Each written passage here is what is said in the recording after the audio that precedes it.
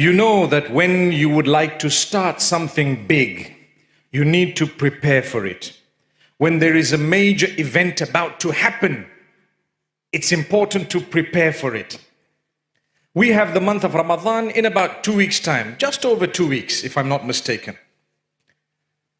And subhanallah, it would be wrong for us not to prepare for this beautiful month. If I were to ask you, this month is about what? You will tell me, it's about fasting.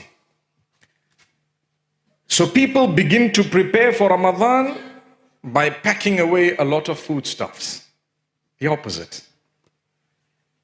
I mentioned a few days ago that the month where we are supposed to be staying away from food and drink during daylight hours, if a person who didn't know more than that had to watch the Muslim homes just before Ramadan, they would be shocked to find that they are stockpiling before the month of Ramadan.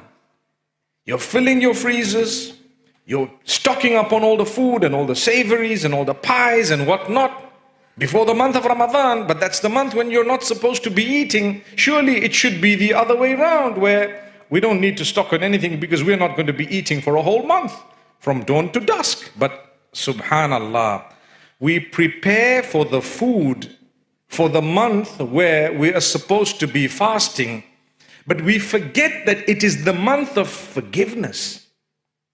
It is a month in which there is a night more powerful than 1,000 months.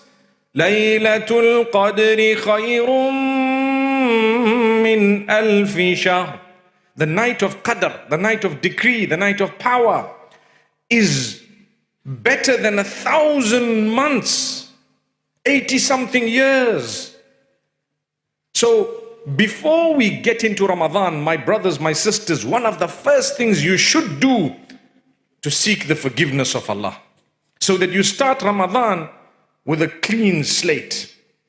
One might think, well, Ramadan is the month of forgiveness. Why should I start it with a clean slate? Let me get into it and then I'll clean my slate, right?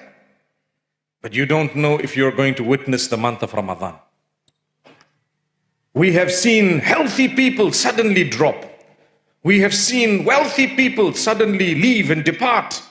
We have buried people who didn't imagine they were going to die. Suddenly, a few days later, they were gone. We saw it happening within the last 2 years more than in the other times in our lives because of the pandemic. May Allah protect us from all pandemics.